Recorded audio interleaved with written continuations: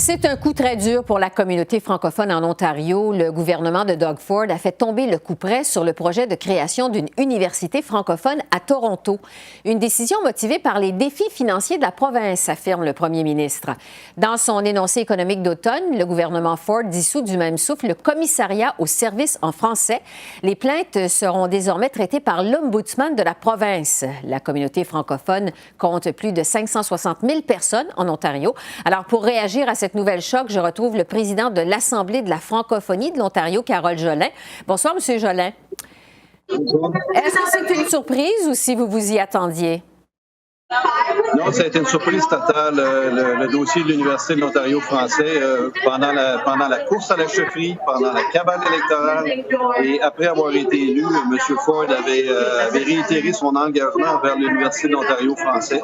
La ministre des collèges et universités avait d'ailleurs fait une déclaration à cet effet-là qu'on allait de l'avant avec le projet. Donc, la nouvelle d'aujourd'hui est c'est une surprise totale. Oui, c'était une promesse du gouvernement Ford, en effet, du premier ministre Ford.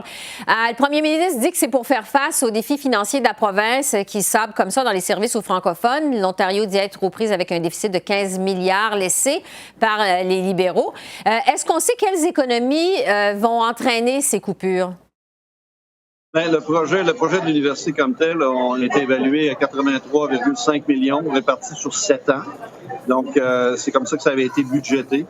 On s'attendait que peut-être il y aurait pu avoir une coupure au niveau du budget, que le budget soit plus de 83,5 millions, mais qu'on abolisse complètement le projet. Ça a lancé une onde de choc dans la francophonie en Ontario et hors Ontario, un peu partout au pays. On a vu des témoignages de francophones et de gens d'un petit peu partout au pays qui ont été tout aussi étonnés que nous. Oui. Le gouvernement Ford, mais aussi la hache dans le commissariat aux services en français. Quel était le mandat de cet organisme exactement? Bien, du côté du commissariat aux services en français, on a rapatrié où on va amener ces services-là au niveau de l'Ombudsman de l'Ontario. La crainte qu'on a à ce moment-là, c'est qu'on prend des services qui étaient par et pour les francophones et le commissariat était totalement indépendant. Alors que là, en amenant tout ça du côté de l'Ombudsman, on craint que les plaintes des francophones soient noyées dans les centaines de plaintes que l'Ombudsman reçoit à tous les niveaux et que la lentille francophone soit bien, bien faible. Donc ça, beaucoup d'inquiétudes de ce côté-là. On sait qu'à chaque fois que le service a été rapatrié ou qui a été amené dans une grosse poire anglophone, puis on dit on va donner le service en français, on sait ce que ça donne, ça fonctionne pas. Oui. La communauté francophone, M. Jolin, compte plus de 560 000 personnes en Ontario. Il y a eu plusieurs réactions à la suite de cette annonce du gouvernement Ford.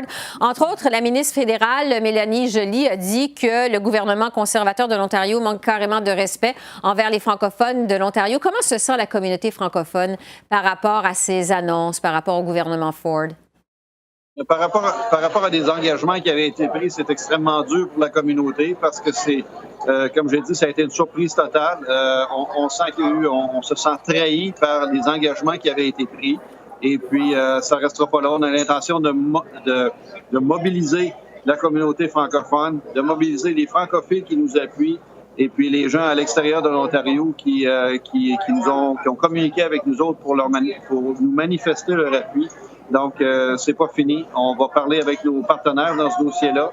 On va établir une stratégie et puis on va revenir à l'action. Oui, en quelques secondes, parce qu'il nous reste peu de temps.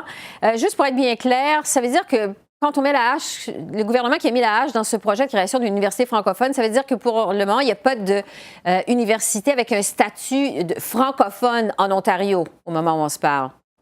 Il y a une université francophone à Hearst, une petite université qui est tout à fait francophone. Maintenant, ce qui va se passer dans la région de Toronto, c'est que on a beaucoup d'écoles secondaires.